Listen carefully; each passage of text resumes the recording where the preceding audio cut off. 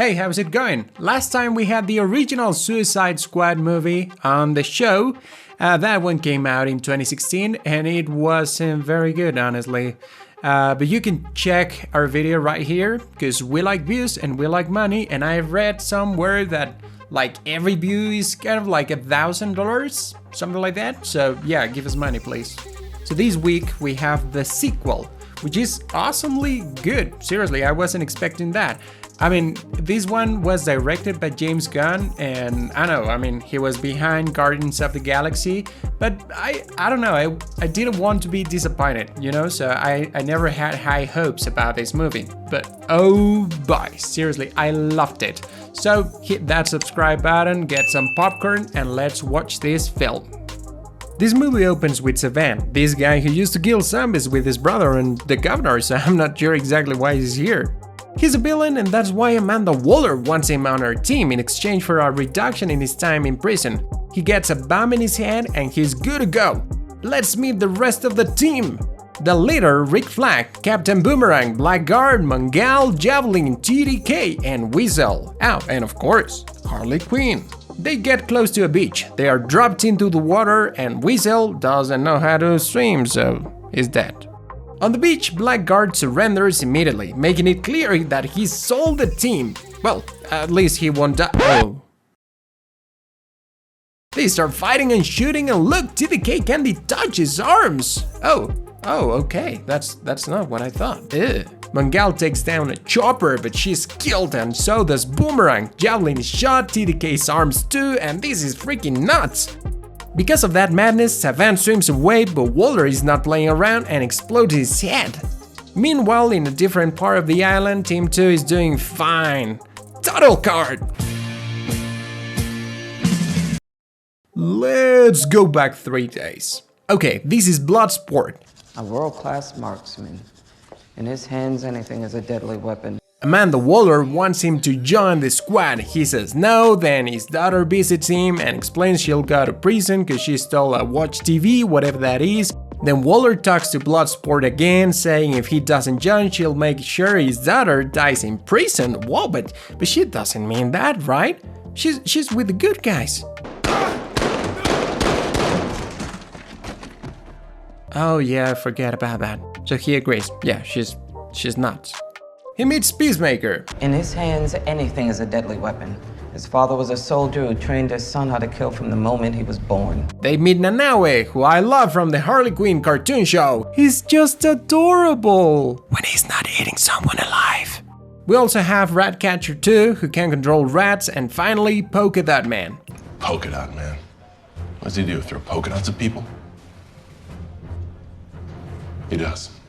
Waller explains there is a small country called Cordo Maltese, which experienced a military coup, and the new regime is deeply anti-American. But not only that, they have a project called Starfish, which is an alien under the control of these men. Pinhead. Oh no, sorry, that's a different one. The Thinker. So the team will destroy the whole thing. Back to the present, Harley gets Javelin's javelin and gets captured, and so does Rick Flag. The other half of the team camps, Polka Dot Man expels a bunch of polka dots, and now is about to eat Ratcatcher 2. They fight the shark, but come on, he was just hungry, it's not his fault, look at his face.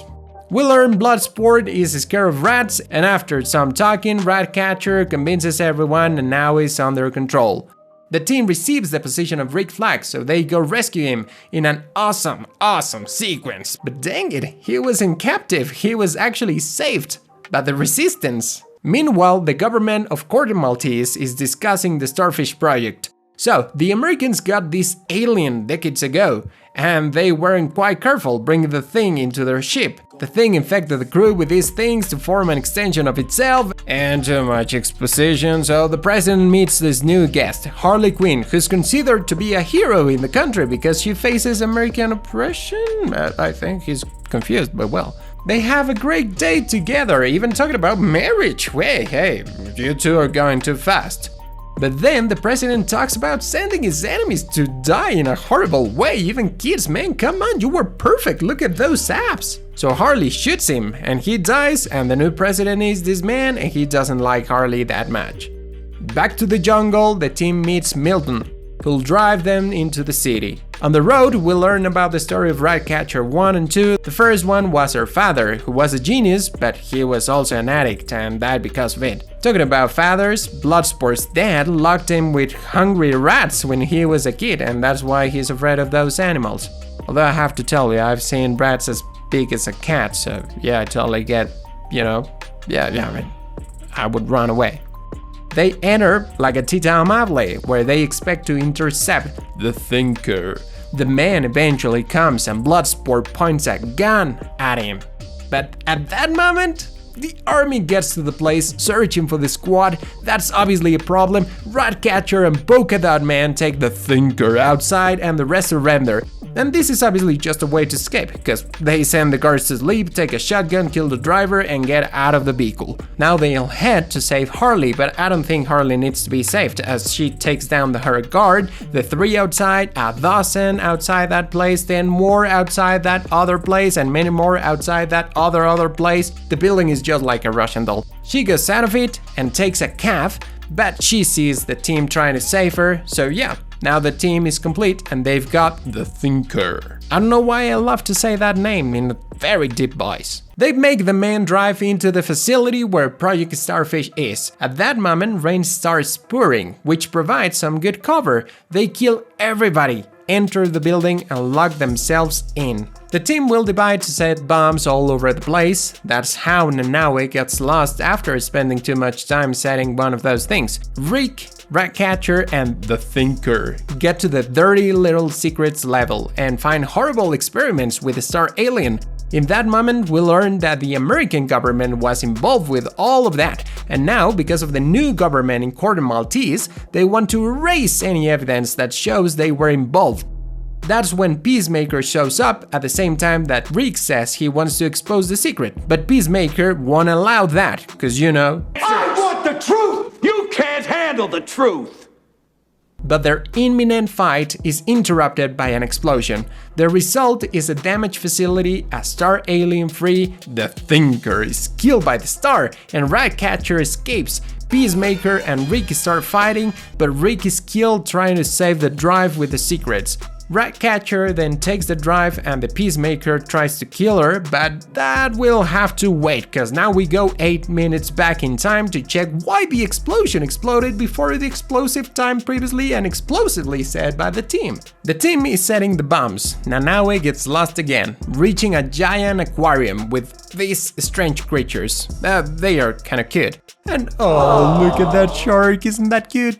The rest are attacked by soldiers and Milton dies.